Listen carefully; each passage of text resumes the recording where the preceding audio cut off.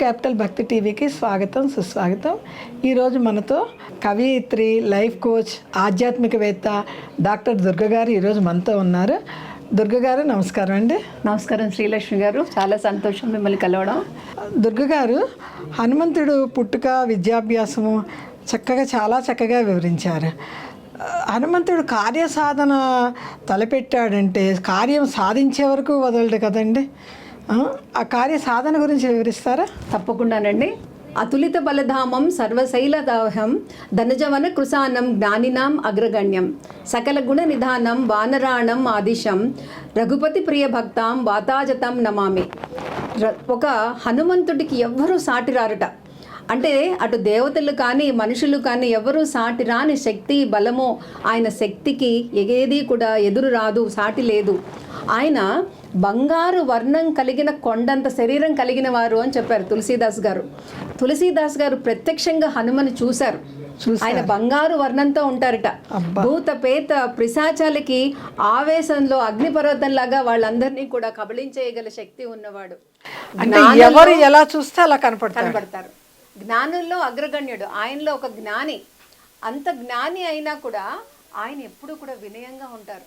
అది రామకార్యం కానివ్వండి, సుగ్రీవుడికి ఒక మంత్రిగా కానివ్వండి, అంగదుడి దగ్గర అందరూ కలిసి సీతమ్మ వారిని వెతికేటప్పుడు కానివ్వండి, రాములు వారిని మొదటిసారి కలిసినప్పుడు కానివ్వండి, సీతమ్మ వారి దగ్గరికి వెళ్ళి విషయం చెప్పడంలో కానివ్వండి, అటు రావణాసురుడు సభకు వెళ్ళినప్పుడు కానివ్వండి, ఎంత మాట్లాడాలో, ఎలా మాట్లాడాలో వినయంగా ఆ అనుకున్న కార్యాన్ని సాధిస్తాడు. మనము రామాయణం మొత్తంలో ఆంజనేయ స్వామి లంకకు వెళ్ళడం, లంక దాటడం అనే విషయంలో ఆయన కార్యసాధన ఏ విధంగా చేశారో తెలుసుకుంటే, సుగ్రీవుడు పిలిచాడు, అందరినీ నలుదిక్కులా సీతాన్వేషణ కోసం పంపించారు.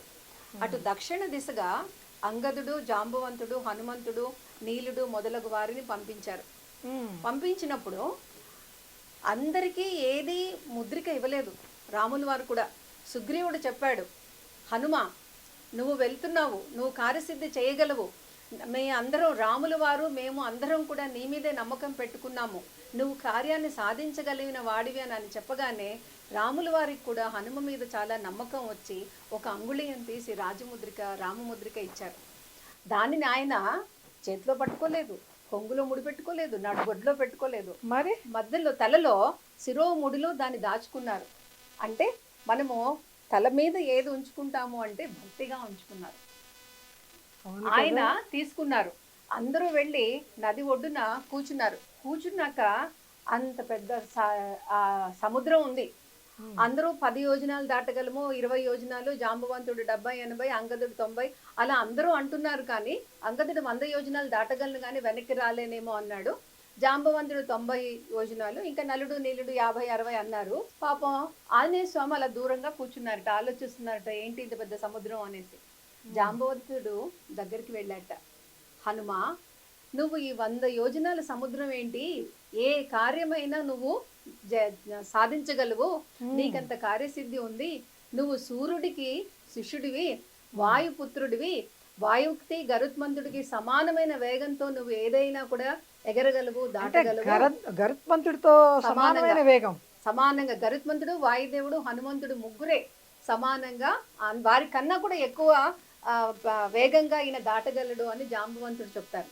అని నిన్ను నువ్వు ఏమనుకుంటున్నావు, నీకే వరాలు, బ్రహ్మ ఇచ్చిన వరాలు ఉన్నాయి, ఇంద్రుడు ఇచ్చిన వరాలు ఉన్నాయి, అగ్ని అందరూ ఇచ్చిన వరాలు ఉన్నాయి, నువ్వు మామూలు వాడివి కాదు, నీ శక్తి నువ్వు తెలుసుకో అంటే అప్పుడు ఆంజనేయ స్వామి ఇలా చూస్తాడు. జాంబవంతుడు చెప్తాడు, నువ్వు చిన్నప్పుడు పిల్ల చేష్టలు, కోతి చేష్టలు, అల్లరి చేష్టల మూలాన మునుల యొక్క వలకలాలంటే ఆరేసిన బట్టలు అవన్నీ చింపేసేవాడివి, వాళ్ళ యజ్ఞానికి వచ్చిన వస్తువులన్నీ కూడా అన్ని కలిపేసి పడేస్తూ ఉండేవాడివి, వాళ్ళందరూ నిన్నేమి అనలేక నీకు శాపం ఇచ్చారు, నీ శక్తి నీకు తెలియదు, ఎవరన్నా నీ శక్తిని జ్ఞప్తికి తెస్తే, తెలియచేస్తే అప్పుడు నువ్వు ఆ శక్తిని తెలుసుకుని ఆ పని సాధించగలవు అని నీకు శాపం ఉంది నాయన. ఇప్పుడు నేను చెప్తున్నాను, రామ కార్యాన్ని నువ్వు సాధించగలవు, ఈ 100 యోజనాలు అవలీలగా నువ్వు దాటగలవా హనుమా అని చెప్పగానే హనుమంతుడు సంతోషపడిపోతాడు. అతని శక్తి అతనికి తెలుస్తుంది. అమ్మో నేను రామకార్యానికి లంకకి వెళ్ళగలను, సీతమ్మ వారిని అన్వేషణ చేసి తెలుసుకుని రాగలను అని సంతోషపడిపోతాడు.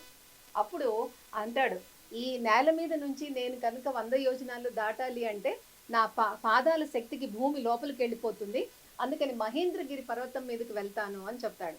మహేంద్రగిరి పర్వతానికి వెళ్ళి అక్కడ నుంచుని ఆ 2 కాళ్ళు కిందకి గట్టిగా ఆనిస్తే ఆ ఊపుకి అతను వెళ్ళాలన్నమాట. ఆయన ఇలా 2 కాళ్ళు ఇలా ఆంచగానే కొన్ని కొండలు కిందకి వెళ్ళిపోయాయట, చెట్లు పడిపోయాయట, చెట్ల మీద పూలన్నీ కూడా ఆయన మీద పడిపోతే ఒక పూలన్నీ కప్పుకున్న మనిషిలాగా ఉన్నాడు, కొండలాగా. అటువంటి హనుమ అప్పుడు ఆయన శక్తి తెలిసింది కదా, చెప్పారట ఈ సముద్రాలన్నింటినీ కూడా నేను తాగేయగలను, భూమిని అంతా కూడా చుట్టేయగలను, సూర్యుడి చుట్టూ వెళ్ళగలను, గరుత్మంతుడి కన్నా వేగంగా వెళ్ళగలను, ఏ కార్యానైనా నేను సాధించగలను, నాకెవరూ సాటి లేరు, మీరంతా భయపడకండి, నేను వెళ్ళి సీతమ్మ వారిని ఎక్కడున్నారో జాడ కనుక్కుని వస్తాననేసి ఆ 100 యోజనాల్ని ఒక్క అంగలో ఇలా లేచి దాటుకుంటూ సముద్రం మీద వెళ్తున్నారట. వెళ్తుంటే మైనాకుడు దగ్గరికి సముద్రుడు వచ్చి చెప్పాట, మైనాకుడు పర్వతం, ఆ పర్వతం సముద్రంలో ఉంటుంది. మా సముద్రుడు వచ్చి, మైనాక నువ్వు పైకి వెళ్ళగలవు, వాయుపుత్రుడు, ఆ వాయువు నీకు నాకు కూడా సాయం చేసిన మనిషి, ఆయన కుమారుడు వెళ్తున్నాడు రామకార్యం కోసం, కాస్తంత విశ్రమించి ఏదైనా ఫలాలు అవి తీసుకుని వెళ్ళమని అనగానే మైనాకుడు నెమ్మదిగా పైకి వచ్చాట. అయితే ఆంజనేయుల వారు వెళ్తూ అనుకున్నారట ఇదంతా ఏదైనా ఆటంకం కోసం అనేసి పర్వతం పైకి వచ్చింది అని. ఆయన ఛాతితో ఒక్కసారిగా ఆయన్ని గుద్దారట మైనాకు పర్వతాన్ని. అయినా కూడా మైనాకుడు కార్యం సాధించగల శక్తి ఉన్నవాడే అనేసి సంతోషపడ్డాట, వాయుపుత్రుడు కాబట్టి. చెప్పాట, నాయనా వాయుదేవుడు నాకు ఈ సముద్రుడికి కూడా ఎంతో ఆప్తుడు, మమ్మల్ని అందరినీ కూడా ఎంతో రక్షించిన వాడు, అందుకని నీకు ఆతిథ్యం ఇస్తాను, ఒక్క నిమిషం విశ్రమించి కాస్త ఫలాలవి తిని వెళ్ళినాయన అంటే, అప్పుడు నేను రామకార్యం కోసం వెళ్తున్నాను, సాయంకాలం లోపల సంధ్యా సమయం లోపల నేను లంక చేరాలి, ఏమీ అన్నదా భావించకండి అని ఇలా నిమిరి చాలా వినయంగా మళ్ళా వచ్చేటప్పుడు తప్పకుండా నీ ఆతిథ్యం తీసుకుంటాను అని ఎక్కడ నిమిషం సేపు క్షణం మాత్రం కూడా ఆగకుండా ఇంకా ముందుకెళ్ళారట. అంటే మొదట మహేంద్రగిరి ఒక విజయం, మైనాకుడు ఎదురొచ్చినా కూడా నెమ్మదిగా ముందుకెళ్ళిపోయారు. ఆ తర్వాత సరసాదేవి అని ఆవిడకి దేవతలందరూ వెళ్ళి రామకార్యం కోసం వెళ్తున్నాడు, ఎంత కార్యసాధన ఉందో పరీక్షించు నువ్వు అనగానే ఆ సరస అనే ఒక రాక్షసి లోపల నీటిలోంచి బయటకు వచ్చి పెద్దగా నోరు తెరిచిందిట. తెరిచి, ఇదిగో ఇక్కడి నుంచి ఎవరు వచ్చినా నా నోట్లోకి వెళ్ళాల్సిందే, నేను మింగేస్తాను, నువ్వు ఆహారం అని చెప్పారు నాకు అనగానే అన్నారట, అమ్మా రామకార్యం కోసం వెళ్తున్నాను, వచ్చేటప్పుడు కావాలంటే మళ్ళీ నేను వస్తాను అంటే, కాదు కాదు తప్పించుకోవడానికా అని ఆవిడ ఇంకా ఇంకా నోరు పెద్దగా తెరిచిందిట. 30 యోజనాలు ఎంతో. ఈయన కూడా ఆవిడకన్నా పెద్దగా శరీరాన్ని పెంచేశారట పర్వతంలాగా. ఆవిడ ఇంకా పెరిగితే ఈయన కూడా పెరిగితే ఆయన చటుక్కున అంగుళం అంత రూపంలో సూక్ష్మ రూపంలో నోట్లోకి వెళ్ళిపోయి మళ్ళీ బయటకు వచ్చి, నువ్వు మింగాలన్నావుగా మింగావు, లోపలికి వెళ్ళాను వచ్చాను, ఇప్పుడు నన్ను ఇంకా వదిలేసాయంటే ఆవిడ, నాయన తప్పకుండా నువ్వు కార్యాన్ని సిద్ధించి తిరిగి వస్తావు, విజయోస్తు అని ఆవిడ కార్య సాధనలో కూడా ఎంత తెలివి ఉపయోగించి ఎంత చమత్కారంగా వచ్చారు. శారీరక బలం, బుద్ధి బలం అన్ని ఆయనకి, వేగం అన్ని ఉన్నాయి. ఇంకొంచెం ముందుకెళ్ళారట. అక్కడ సింహిక అని ఛాయాగ్రాహి, అంటే ఆవిడ పైన ఏదైనా ఎగురుతుంటే వాళ్ళ యొక్క నీడతోటి వాళ్ళని లాగేసి ఆ బలంతో ఆవిడ తినేస్తుంది సింహిక. అయితే ఆవిడ వెళ్తుంటే ఈయన ఏంటి ఎవరో లాగుతున్నట్టుగా ఉందని అనుకున్నారు. ఛాయాగ్రాహి అంటే ఆకర్షణ శక్తి. అయితే ఎంత లాగుతున్నారు ఏంటి అని చూస్తే సింహిక అనగానే ఈయన ఆలోచించారట, ఈ సింహికని మింగడానికి నేను లోపలికి వెళ్ళాలి అంటే ఇంకా ఈవిని తప్పించుకోవడానికి సంహరించక తప్పదు అని ఆయన కూడా పెద్ద శరీరాన్ని చేసి మళ్ళా సూక్ష్మంగా అయిపోయి ఆవిడ లోపలికి వెళ్ళి మర్మస్థానం అంటే అక్కడ ఎక్కడ ఆవిడ ఆయుష్ ఉందో ఆ ఆయుష్ని చీల్చేసి మొత్తానికి సింహికని సంహరించేసి వచ్చారు. అంటే తప్పలేదు సింహికని సంహరించడం వలన ఆవిడకి కూడా ఒక ఏదైతే ఒక ప్రయోజనం ఉంటుందో, ఆవిడకైనా ఏదైనా ఒక శాపం ఉంటుందో విముక్తి అవుతుంది. ఇంకొంచెం ముందుకెళ్ళిపోయారు, ఇంకో విజయాన్ని సాధించారు సింహిక వలన. ఇంకొంచెం ముందుకెళ్ళాక లంక వచ్చేసింది. ఆ లంక దగ్గరికి వెళ్ళాలి అని ఆలోచిస్తున్నారు ఆయన. లంక లోపలికి అక్కడ చూస్తున్నారు పైనుంచి ఎవరున్నారు, అసలు ఈ ఉద్యానవనం ఏంటి, మనుషులు ఎవరున్నారు అని ఒక ఆలోచన చేస్తున్నారు. లోపల అక్కడ లంకిణి అని లంకని కాపలా కాసే ఒక రాక్షసి కనబడుతుంది.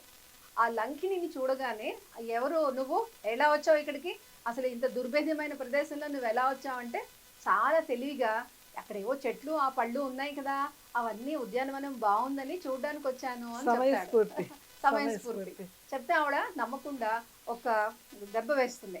దెబ్బ వేయంగానే ఈయనకి కూడా కోపం వచ్చి ఎడం చేతితోటి ఒక్కసారి ఆవిడ్ని టపామని కొట్టగానే కింద పడిపోతుంది లంకిని. అప్పుడు ఆవిడ వెంటనే లేచి, బ్రహ్మ నాకు చెప్పాడు ఒక వానరుడు వస్తాడు, అతని చేతి దెబ్బకి నువ్వు ఓడిపోతావు, అప్పుడు ఇంకా లంకకి చేటు దాపురించినట్టే అని చెప్పాడు. సో ఈ ఆ రాక్షసులందరికీ కూడా మూడింది, నాయన వెళ్ళు అని చెప్తుంది. ఇది ఇంకో విజయం. మహేంద్రగిరి వెళ్ళడం, మైనాకుడు, తర్వాత సురస, ఆ తర్వాత సింహిక, లంకిని, ఇన్ని విజయాలతోటి ఆయన కోటకి కూర్చుని ఎడం కాలు పెట్టి లంకలోకి వెళ్తారు. ఎడమ కాలు పెట్టి ఎందుకు అంటే మనం కుడికాలు శుభము అని చెప్తాం కదా, ఆయనకి కావాల్సింది ఏంటి, రావణాసురుడికి శుభం జరగకూడదు కదా, అందుకని నెమ్మదిగా దిగి లంకలోకి వెళ్తాడు. కార్యసిద్ధిలో మనకి ఎన్ని ఆటంకాలు వచ్చినా, చిన్నవి పెద్దవి, అది తెలివితోటి కానీ, బుద్ధితోటి కానీ, శారీరక శక్తితోటి కానీ, ఏ విధంగా ఆటంకాలని మనం తట్టుకోవాలి, ముందుకు వెళ్ళాలి, లంక వెళ్ళాలి, వెళ్ళిపోయారు ఆయన. ఎన్ని ఆటంకాలు ఎన్ని ఆటంకాలు వచ్చినాయి. ఈ రోజు యువత మా చిన్న విషయాలకే వాళ్ళు ఆత్మహత్యలు అంటున్నారు, లేకపోతే అయ్యో మా జీవితం అయిపోయింది అని బాధపడుతున్నారు. అందుకని కార్యసిద్ధి జరగాలన్నప్పుడు మన హనుమంతుడిని తలుచుకుంటే కనుక ఆయన ఏ విధంగా విజయాన్ని సాధించారు, ఆటంకాలను ఎదుర్కొన్నారు అని మనకు కూడా ధైర్యం వస్తుంది. అందరం కూడా తప్పకుండా తలుచుకోవాలి. చాలా మంచి విషయం చెప్పారండి. కార్యసాధన మీద వెళ్తున్నప్పుడు ఎన్ని ఆటంకాలు వచ్చినా, ఎన్ని సమస్యలు వచ్చినా తెలివిగా, బుద్ధిగా, సమర్థవంతంగా నెరవేర్చుకుంటే ఏదైనా సరే సాధించగలమని చాలా బాగా వివరించారండి.